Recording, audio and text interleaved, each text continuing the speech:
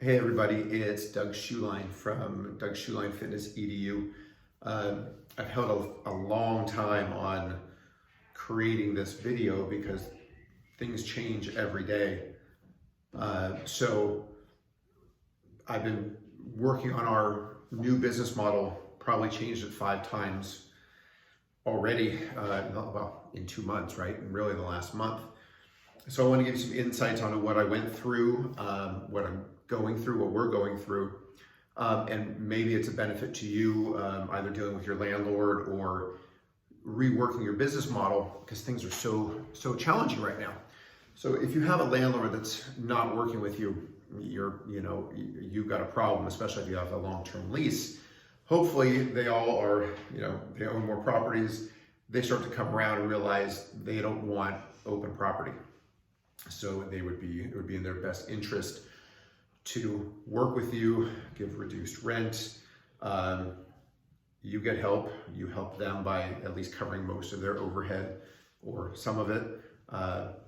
That's the goal, right? We actually have to become a working partnership with our landlords, which is a first. I've definitely had some conflicts with mine, and this is the first conversation I had where we both understand that we have to work together. So that was a big stepping stone today, of course, 2 months later.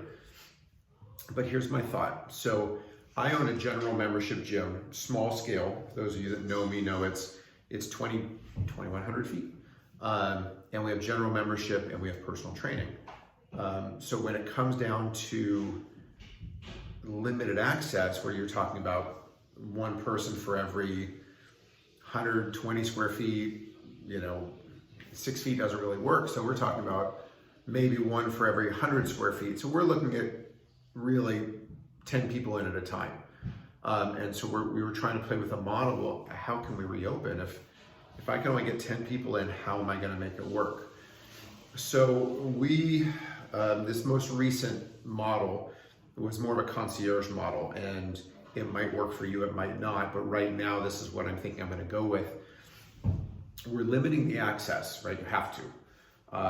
So 10 people at a time, we're going to ask them to pay more. I'm not going to give the dollar value, but it's obviously significantly more than what they were paying, and just letting them know that that's the plan is for 6 months at this rate and at this program, and we hope that in 6 months then things have changed enough that we can then let some more people in, or we have a little bit more flexibility. And then we told them we're going to reduce their increased overhead progressively down, and ideally by the time we hit a year, back close to what the normal rate was, maybe a little bit higher, just depending on how the business is going. So far the response has been pretty good. Our demographic is older, so we have half of our population's not coming back anytime soon until at least there is either a shot for it or some sort of solution to COVID where they would feel more comfortable coming in. That being said, getting back to the business model, so we're going to do 10 people in at a time, a 15-minute window to clean. Because it's small, we're going to have the staff can clean, and myself or trainer who is there is going to be part of the cleaning process. They get an hour, they're out, they have 15 minutes to clean, next group comes in.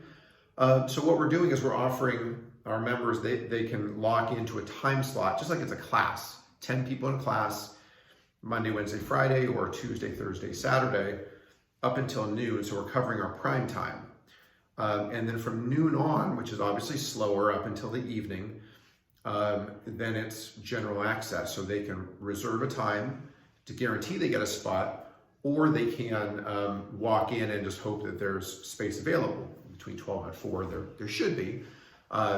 But we're basically trying to switch everyone over to that concept where they just look at their app and they'll see what's available. And if they're flexible, great. And we'll actually give them a lower price if they can come in the off hours, right? So it's more efficient for everybody.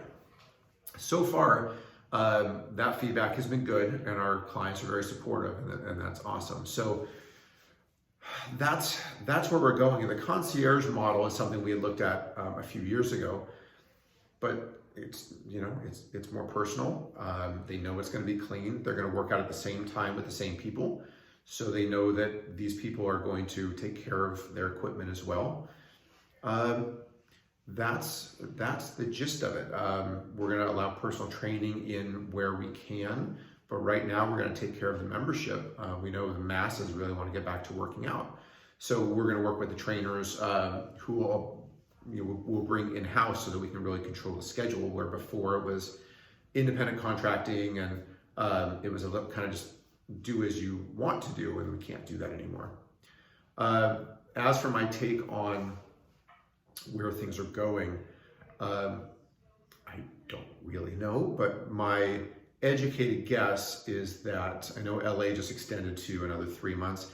I don't think it's going to go that long, because I think the governor's giving more power to the counties.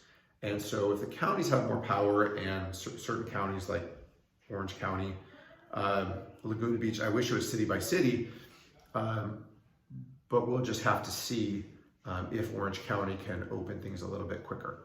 I'm going to go on the anticipation that we are, so we'll be prepared.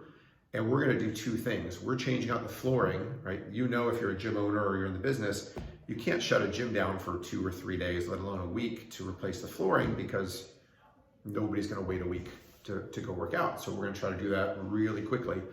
We're also going to replace a 15-year-old air conditioning unit that would have a HEPA filter, because their concerns obviously are circulating air. So the better we can do with that, and the better new flooring, easier to clean, just going to make it like a brand new gym. So we're actually going to invest money, even though we're not making any, on the hopes that everyone's going to see that we believe in our business, and we're here to take care of them, because ultimately that's what this business is all about, right? This business is about taking care of people and their health. So you have to show them, if it means spending money, you actually have to show them that you're willing to spend money to take care of them, and in return, they'll take care of you. So hopefully we get open sooner. There's a lot of people who've been pushing to open. I get it. Believe me, I've been in this. I've owned gyms for 25 years. I've never seen anything like this. 2008 was challenging, but you knew it was going to come back. You just didn't know how long it was going to take. This is different, and so we're really trying to. We're trying to look at it as be patient, be supportive, and if they open sooner, that's great. I mean, I feel so sorry for the other gyms. We thought yesterday we thought we were going to close. So I understand the people that are trying to open or get a few people in. If you have a demographic that is older, I highly advise that you don't. And I know people have different takes on this, so no political side on this. Just understand this. We have a high demographic, an older demographic, so higher risk, which is why half the people aren't coming back for at least 6 months or 12 months. If you have a younger demographic and you can get open sooner when they say, great. Just understand that the concern is that they take it back to their parents or friends. So my take on it is just be careful. Slow, limited access initially. Be safe, be super clean. And be upfront about it, right? If you sneak it in, it gives us a bad reputation. And gym owners, personal trainers already have a reputation of being flaky, and that's the opposite of what we're trying to do right now. This is our time to show that we are highly ethical business owners and managers, and that we're here to take care of our business and to take care of our people.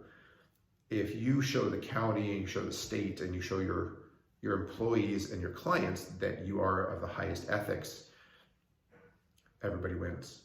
So that's my 2 cents. Again, 25 years of gym ownership. I understand how ridiculously frustrating it is, but I also understand the concerns, because my clients are the highest risk of most gyms anywhere. So I'm seeing it, and I'm hearing it from everybody. Before I let you go, I want to mention how we reached out. So initially we were quiet. We were just kind of waiting to see. We sent out a survey, basic questions. 1, are you coming back? 2, what days and times would you like to be in? And if you have to be flexible, can you be in? What days and times could you come in? If you can't come in, what are your reasons? So we got an idea as to whether it was the increase in the rates, or was it the obviously COVID, or anything else? And we had a lot of people moving out of town because they lost their jobs, and so they moved in with family or just took that opportunity to move. So we really wanted to understand exactly what was going on. Once we had that understanding, we then emailed, we didn't do a mass email, we emailed personally each of our members and asked the same basic questions, not in a survey form, but are you planning on coming back? If so, please let us know what time so we can reserve it, as we only have 10 spaces per time slot. And we got good insight. And if the answer is no, please let us know why. And this way we knew who we were talking to. The survey, you didn't know who it was that responded. You just got to see the responses.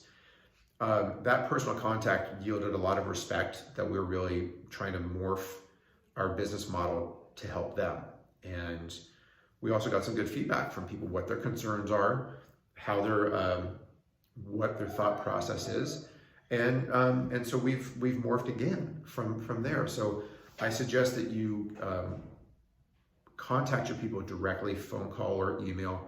Obviously calls are more personal, they take more time, but people will appreciate that you actually spoke directly to them. And then if they see anything that they said that you implemented, they're gonna understand that you actually really heard them, and that means a lot in the long term. So feel free to reach out to me. Like I said, this is not a political perspective of should we open sooner, should we open later. This is the things that you can do and how you can morph your previous business model to this or anything in between, right? Like I said, we tried a few other ones, and if you want to reach out, I'm happy to explain the initial spin that I don't think was going to work, and then the secondary, and now this one. So I appreciate your time. I hope what I'm going through helps you, and I'm here to help. Again, 25 years of gym ownership. I think I've seen it all and heard it all and dealt with it all. This is a new one. But we're dealing with it as best we can, learn how to deal with our landlord. I wish you all the best. I hope your business opens soon. I have been through it all. Reach out to me and let's have a conversation. Either comment on below here and I'll get back to you, or reach out to me directly. I'm here to help. It's the least I can do. So for me and my family, to you and your gym family, I wish you the best, and I hope to talk to you soon. Thanks.